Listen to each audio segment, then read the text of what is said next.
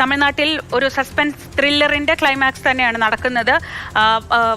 ഒറ്റയ്ക്ക് ഭരിക്കാൻ വേണ്ട ഭൂരിപക്ഷമില്ല, പക്ഷേ വിജയുടെ ടി.വിക്ക് തന്നെയാണ് ഏറ്റവും വലിയ ഒറ്റകക്ഷി. അതുകൊണ്ട് തന്നെ ഈ സത്യപ്രതിജ്ഞയ്ക്ക് അനുമതി തേടി ഗവർണർക്ക് ഈ ഇമെയിൽ അയച്ചു എന്ന സൂചനകൾ വരുന്നുണ്ട്. സർക്കാർ രൂപീകരിക്കാൻ തങ്ങൾ തയ്യാറാണ് എന്ന് ഗവർണറെ അറിയിക്കേണ്ടതുണ്ട്.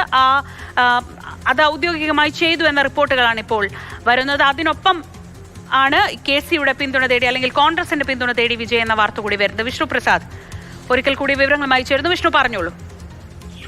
മല്ലികാർജുൻ ഖാർഗെയുടെ വസതിയിൽ ഇപ്പോൾ ഒരു നിർണായക യോഗം ആരംഭിക്കാൻ പോവുകയാണ്. KC വേണുഗോപാൽ, രാഹുൽ ഗാന്ധി എന്നിവർ മല്ലികാർജുൻ ഖാർഗെയുടെ വസതിയിലെത്തി. ഇപ്പോൾ മുന്നിലുള്ള ഏക വിഷയം അല്ലെങ്കിൽ ഏറ്റവും പ്രധാനപ്പെട്ട ഒരു വിഷയം എന്ന് പറയുന്നത് തമിഴ്നാട്ടിലെ സർക്കാർ രൂപീകരണവുമായി ബന്ധപ്പെട്ട ചർച്ചകൾ തന്നെയാണ്.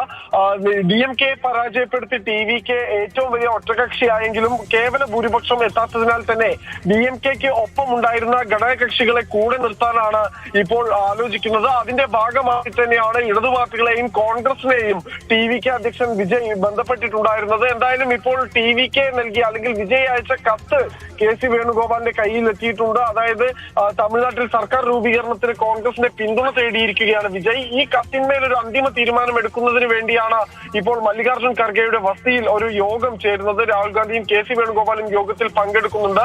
നമുക്കറിയാം, 7-ാം തീയതി സർക്കാർ രൂപീകരിക്കുമെന്ന പ്രഖ്യാപനമാണ് TVക്ക് നടത്തിയിട്ടുള്ളത്. അതല്ലെങ്കിൽ മുഖ്യമന്ത്രി അധികാരമേൽക്കുമെന്ന ഒരു പ്രതികരണമാണ് TVക്കയുടെ ഭാഗത്തു നിന്നുണ്ടായിട്ടുള്ളത്. ഇത് യാഥാർത്ഥ്യമാകണമെങ്കിൽ തീർച്ചയായും കോൺഗ്രസ് ഉൾപ്പെടെയുള്ള ചെറിയ പാർട്ടികളുടെ അല്ലെങ്കിൽ തമിഴ്നാട്ടിൽ താരതമ്യേന സീറ്റുകൾ കുറഞ്ഞ പാർട്ടികളുടെ പിന്തുണ കൂടി വേണ്ടതുണ്ട്.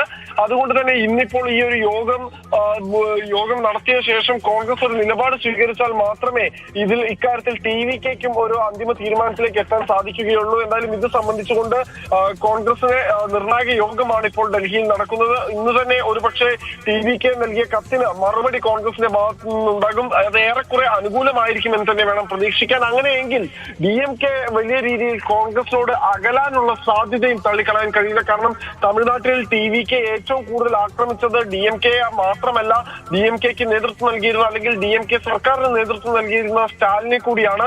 അങ്ങനെയെങ്കിൽ ഇത്തരത്തിൽ DMKയുമായി അകന്ന് TVക്കൊപ്പം കോൺഗ്രസ് പോയാൽ തമിഴ്നാട്ടിലെ മുന്നണി സമവാക്യങ്ങളിൽ ഉൾപ്പെടെ വലിയ മാറ്റങ്ങൾ ഉണ്ടായേക്കുമെന്നത് തന്നെയാണ് ഇപ്പോൾ വ്യക്തമാകുന്നത്. ശ്രീജ.